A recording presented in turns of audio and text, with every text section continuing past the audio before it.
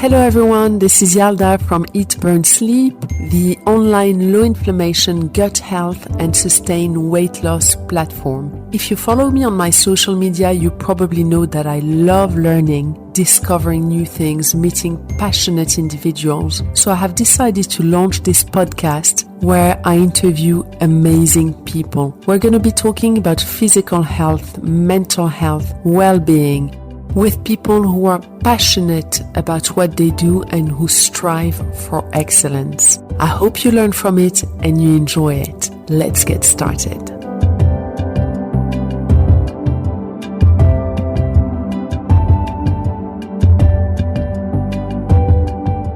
Hello everyone, welcome back on the Eat, Burn, Sleep podcast. Today I have a very special guest.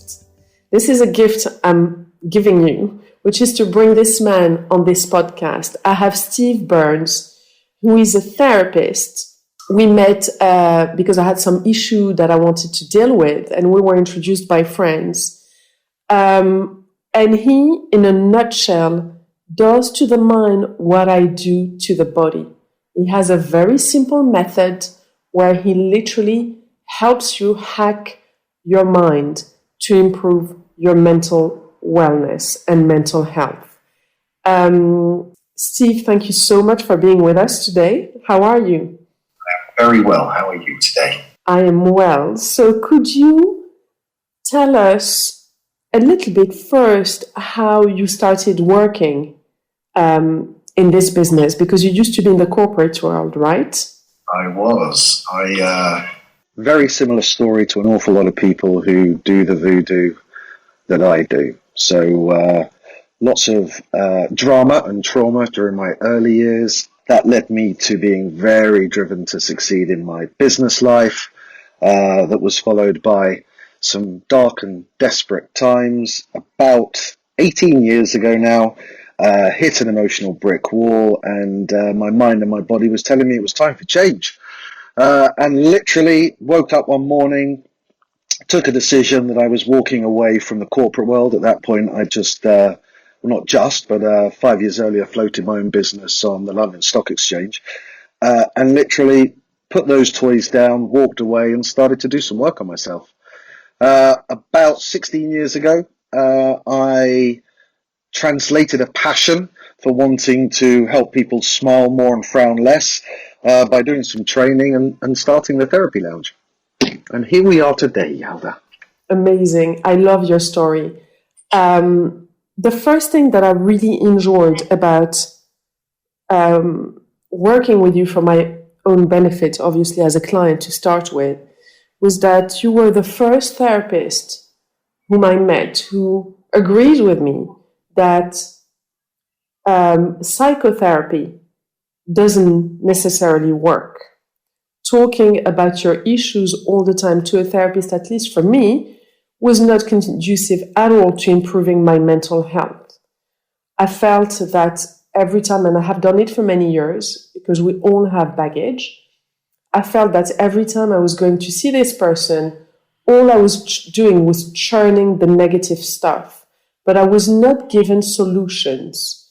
I'm someone who is a problem fixer. I like solutions. I like to be given a tool so I can improve my life. You have given me tools. How did you come to this conclusion, and how did you develop your method? Shouldn't surprise you that I came to the conclusion exactly the same way as you came to the conclusion. Millions of people before us, which is by going through the psychotherapeutic process and not finding it particularly beneficial. I have to say, I suspect that was as much to do with the therapists as it was to do with the principles involved.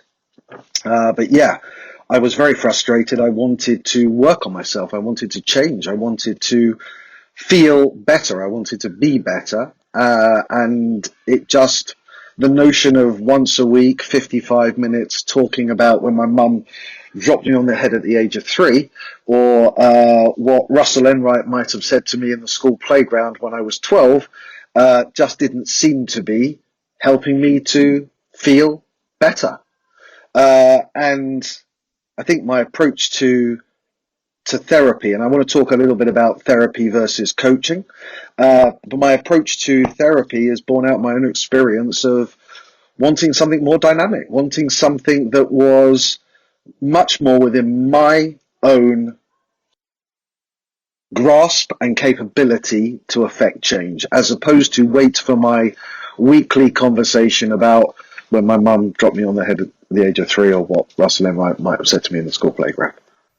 Yeah, amazing. So just to give a little bit of background for the listeners, I had 4 sessions with Steve, and I realized from session number 1 that there was no room for self-pity in that, and I really enjoyed it. It was acknowledging that we all come with baggage, and we acknowledged baggage, but we got to work. The second thing is, very much like the eat, burn, sleep lifestyle, there was a lot of work for me to be done, for me to get results. It's made me realize quickly into the process that it was going to work, because I know with my history and everything that I do that you cannot outsource help.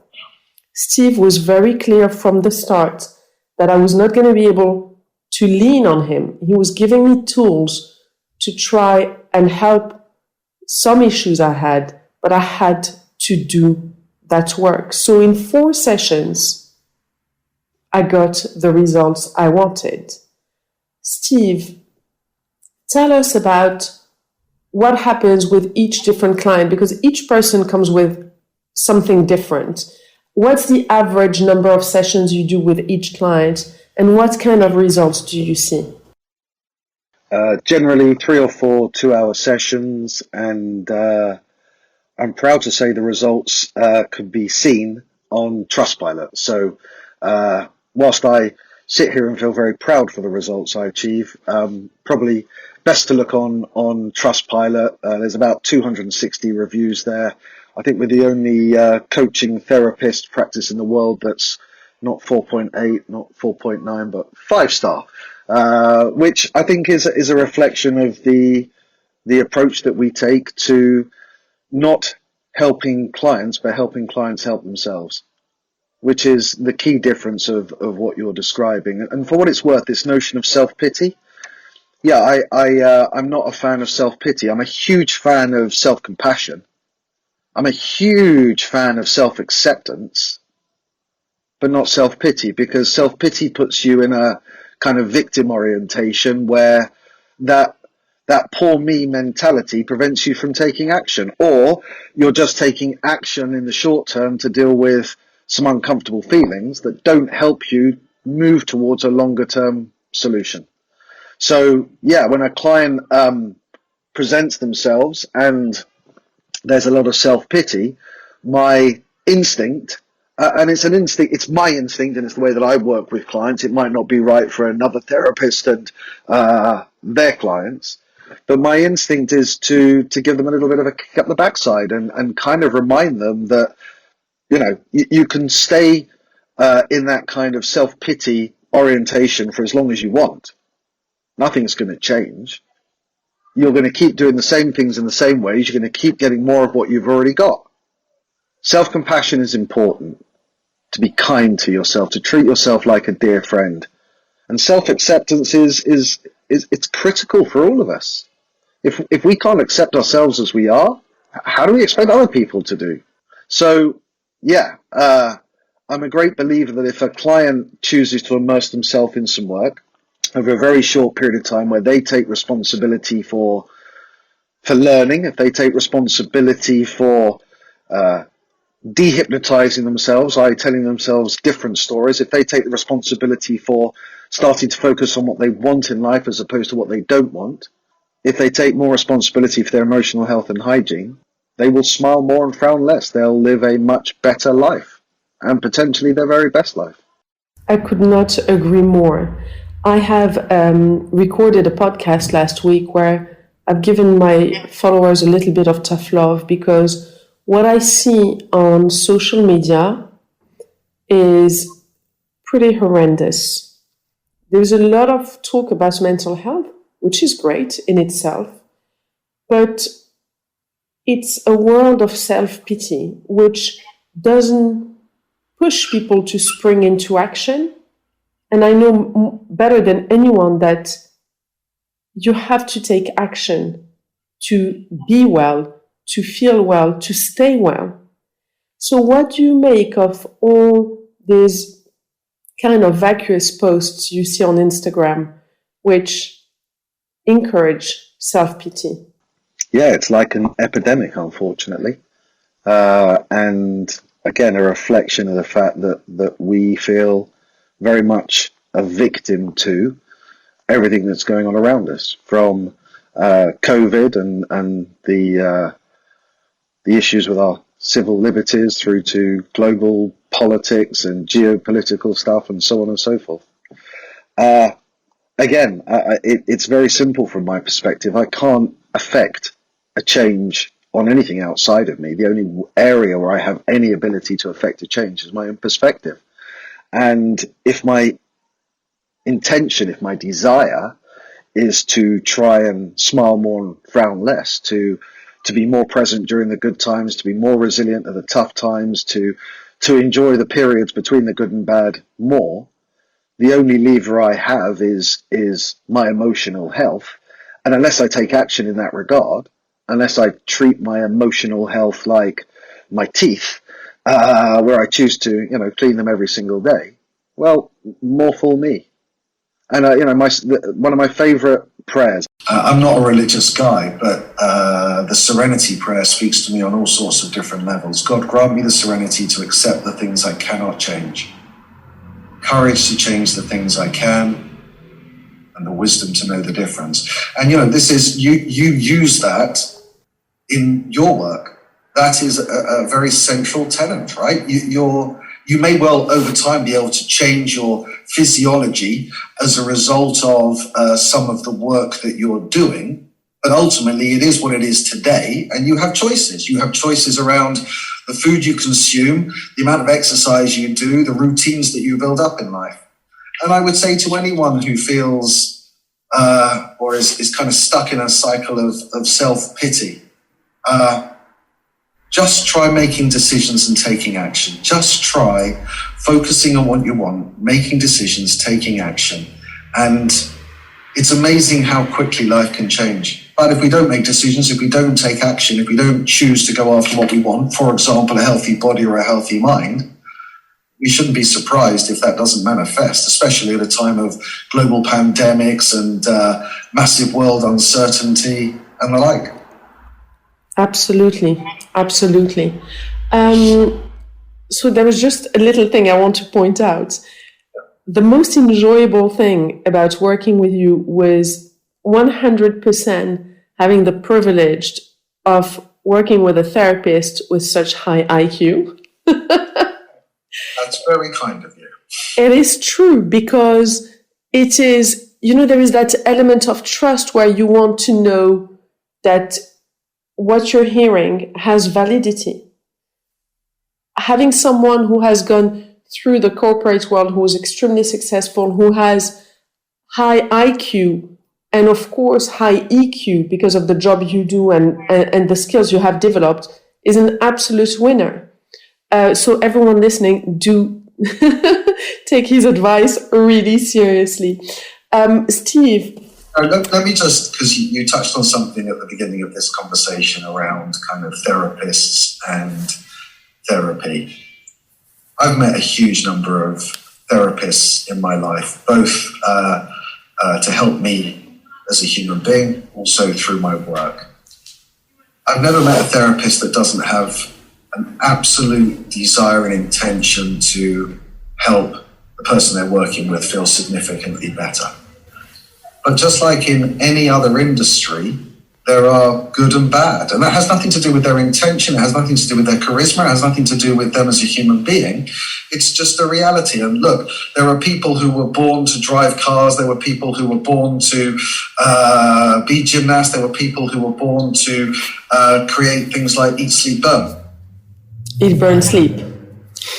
Do you want to go to do that one more time? Because there are people who were born to be racing drivers, to be gymnasts. I genuinely believe that in the world of therapy, it's something you're kind of born with. Yes, I work hard at being the best that I can be, but there is something about building rapport quickly, building trust quickly, and having a client really embrace the opportunity to change with someone who's able to take them by the hand and lead them on that journey.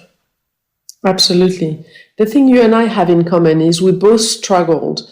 I spent thousands and thousands of pounds on, naturopaths, dietitians, the best doctors in the world, allopathic medicine. I traveled the world to try and find a solution to my issue because I couldn't live my life normally with such an acute case of ulcerative colitis and then hemolytic anemia, which was even worse. So when I have someone who comes to me, whether it is anyone on my platform and they reach me through a Facebook group, I know how it feels to be desperate to feel better, and so do you. Yeah, you can't create that out of nothing. You've got to go gone through the experience yourself. And like I know, when I have someone sitting in front of me and they're in pain, whilst I can't rescue them, whilst I can't do the work for them, my own experience allows me a level of understanding and empathy that I don't think one can possess without going through the experience, and a huge appetite to help themselves affect change. And look, change is inevitable for all of us. It's just a matter of whether we choose to be the creator of that change or whether we are kind of a victim to it. Absolutely. And talking about change, our environment has changed tremendously over the past year. Every single one of us is challenged. How do you see the effects of this trauma in the future? How can we minimize that? And do you have any tools to give to our listeners? So I've definitely been aware that my phone has been ringing so much more over the course of the last quarter than it did throughout last year or even the year before, which I think is a reflection of the impact that lockdown 2 and 3 had on our collective emotional health. And if we look at, so there are 6 primary unconscious needs that we need to satisfy as human beings to be happy and to be fulfilled.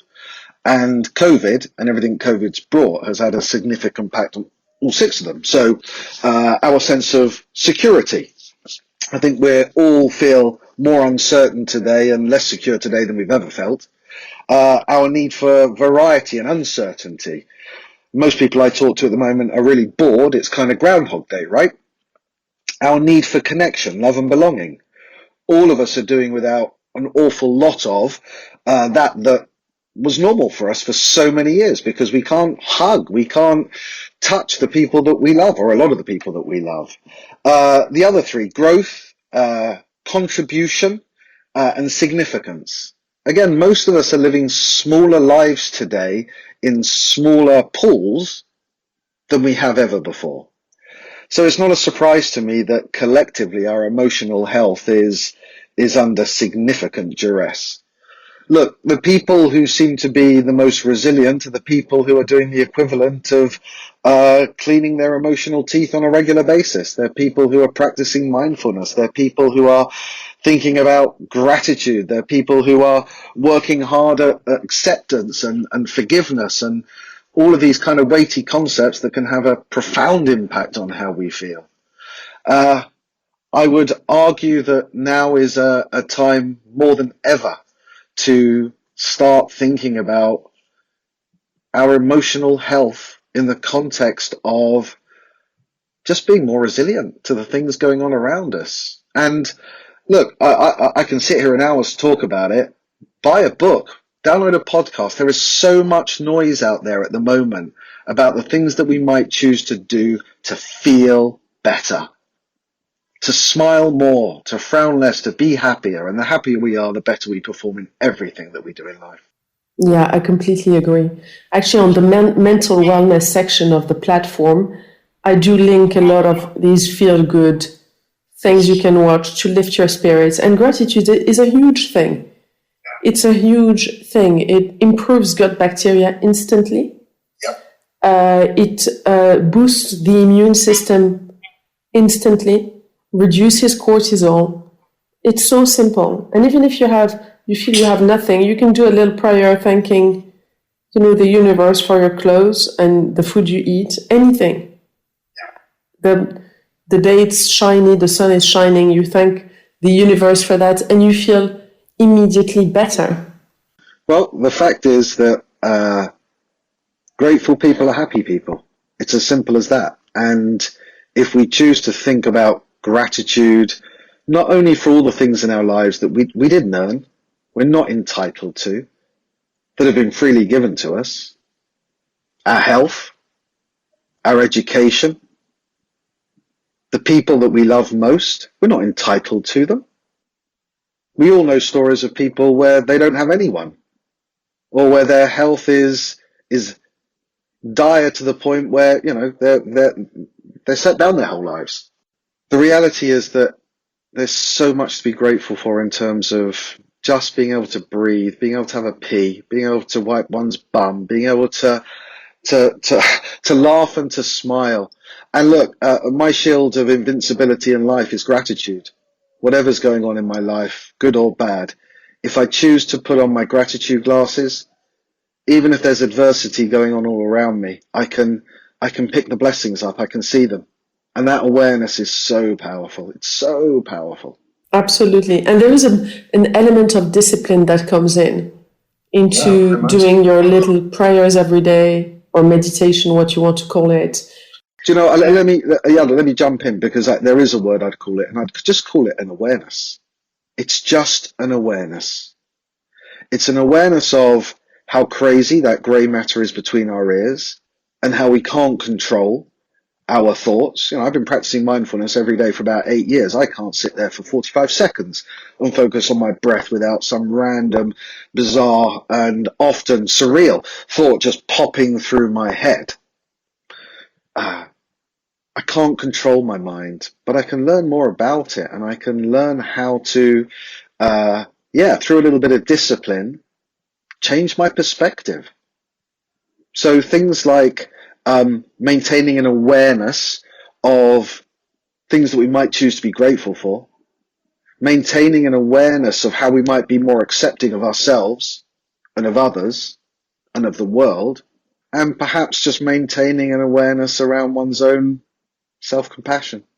Whether one gets there through prayer, through meditation, through mindfulness, through riding a horse, I don't know. Finding ways to spend time maintaining an awareness of these very weighty topics is definitely a means to feel better in life.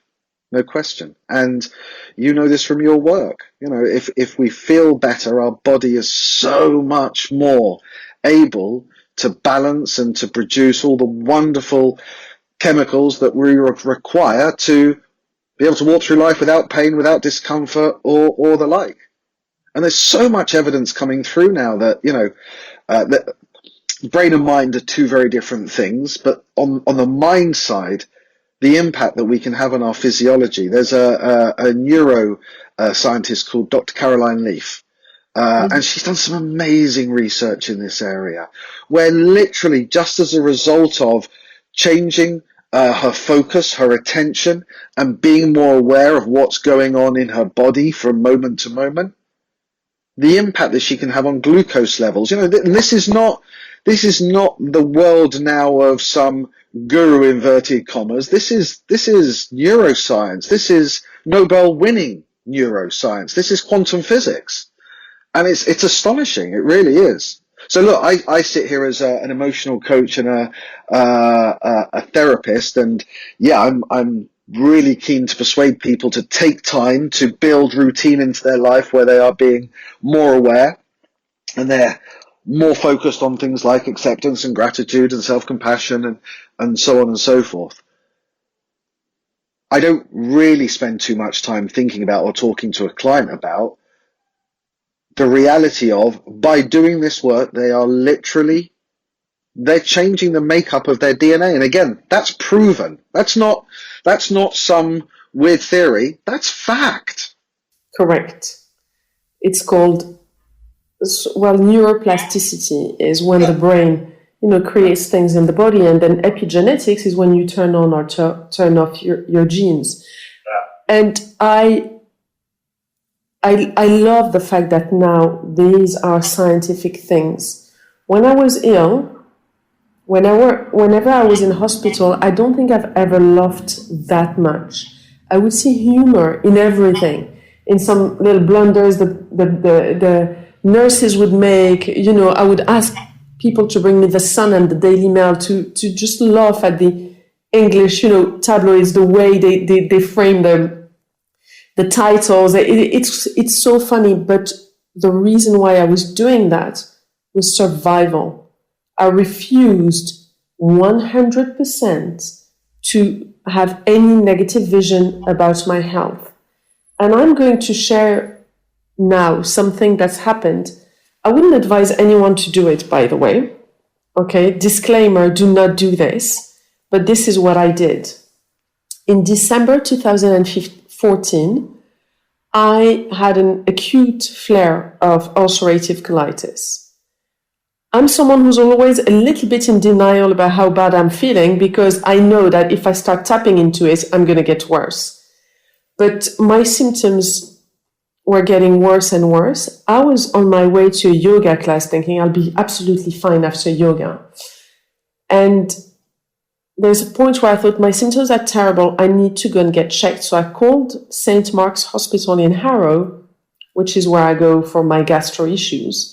I described the symptoms and they said, please come over. A doctor needs to look at you.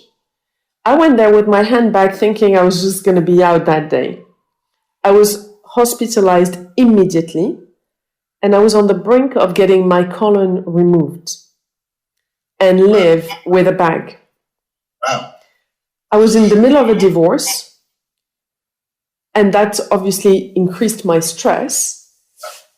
I thought to myself, there's no way I'm going to start dating again with a bloody bag on my tummy. That was my first thought. I thought, I need to improve my health. I can't go back to being single with a colostomy bag on my tummy. So I arrived, I didn't have anything. My friends were so kind, they brought me, food I could eat, clothes, pajamas, all of that, because I literally arrived with my handbag. And one day I had a nurse come, a lovely nurse, who came with a leaflet to prepare me mentally for the fact I was going to have surgery and my colon removed, because it was so ulcerated. I could have, it could break at any time. It could rupture at any time, and then you die. And as she was talking to me, she was showing me a leaflet, and there was a man on the leaflet, super buff and strong, with the bag to try and show me that you can live a normal life with that. And I remember in my head, I was going, la, la, la, la, la. I'm not hearing what you're saying to me. La, la, la, la. She was talking and I was thinking, look elsewhere, Yalda. Think about the beach in Morocco. And what I started doing was something, and this is what I'm telling my followers to not do, okay, disclaimer, is I knew that doctors like to be a little bit on the safe side.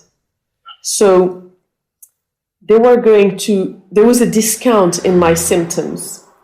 So whenever you go to the bathroom and you have an inflammatory bowel disease, they give you a Bristol stool chart and you need to describe what's happening.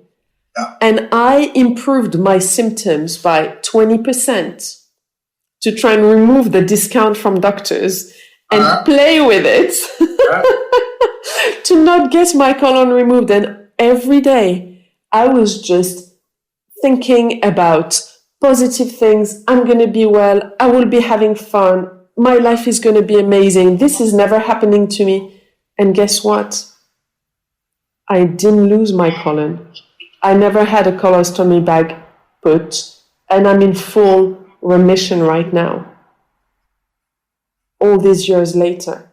But I refused, even for a split second, even when that nurse was talking to me, I refused to see a bad scenario. However, I was also acutely aware of the fact that I shouldn't be kidding myself a la Steve Jobs, and I should try and assess the real danger there.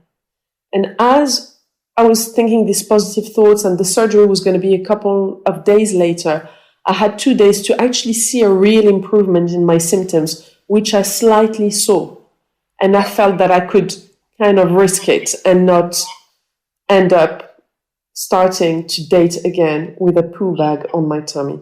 Well, I would say to all those people who are dating with a poo bag on their tummy, be grateful that you're still alive, and know that people will fall in love with the whole you, bag included. That being said, yeah, a wonderful example of how what we choose to focus our mind on has a profound impact on what goes on inside our body. I was listening on the way to work today, Russell Brand podcast with, I can't remember her name, Edie something, a Holocaust survivor. And she was talking about age of 16, she's in the camps, her parents have already been taken off to the showers, inverted commas. And she was just talking about, and she referenced Joseph Frankl, who's done a lot of work in this area and very revered, just that notion of she retained the choice of where to focus her mind. And that's what got her through, was her choice to focus her mind in a specific way around, and actually for her, it was the concept of yet. You know, the concept of things are happening, but there's more things to come. There's more things to come. There's more things to come. Good and bad, there's more things to come. So she was always thinking beyond today with a sense of, you know, positivity around she's going to be here. Amazing, right? Amazing. As, you know, they were killing 30,000 people a day at that point. That's correct. So the Holocaust survivors, people who survived, were not the fittest, were not the strongest. They were the ones who were keeping hope. Yeah. Absolutely. That very scarce resource that is probably the most important resource for us human beings. Hope. Yes. And coming back on the poo bag story, the reason why I was thinking that was, of course, not... I'm the first one to take people as a whole, and having gone through what I've been through in hospital, I'm not squeamish about anything when it comes to physical health.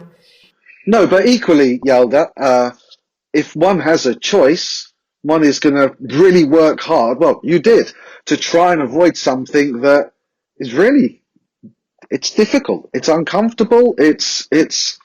Yeah. So I wasn't suggesting you were taking that lightly at all.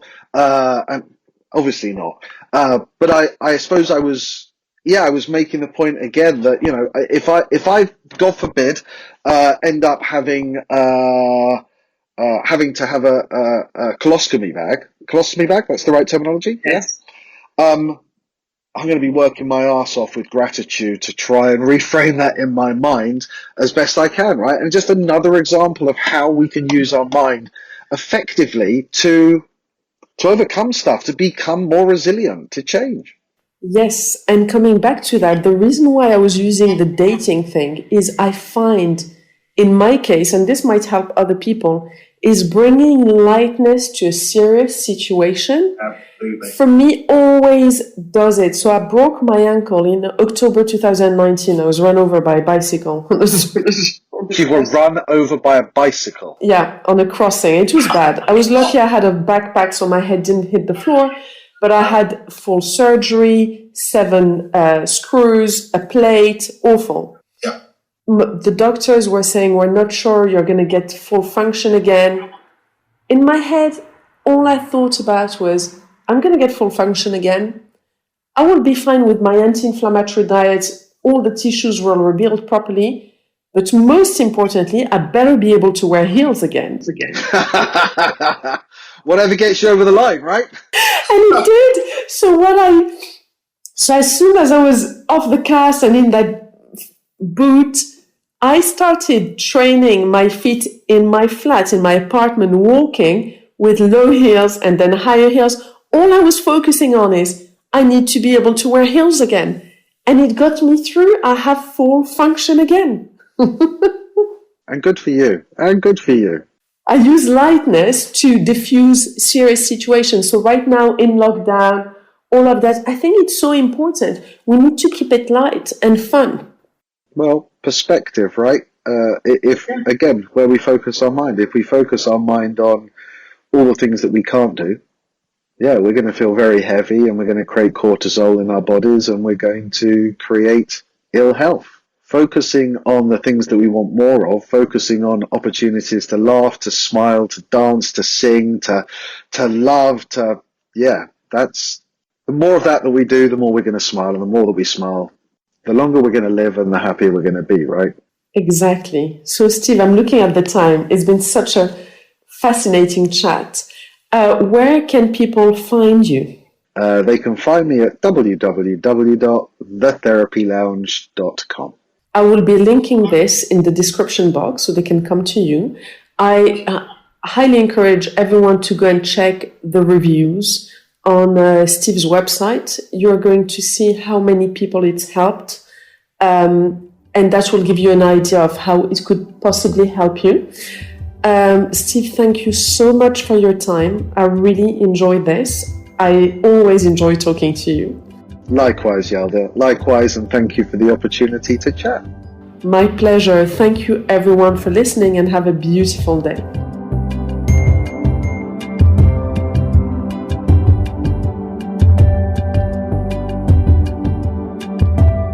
Thank you to all of you for listening today. I hope you enjoyed it. Feel free to go on eatburnsleep.com to learn more about gut health and chronic inflammation. I would really appreciate if you could rate this podcast, and of course feel free to share it with anyone who might enjoy it. Have a beautiful day.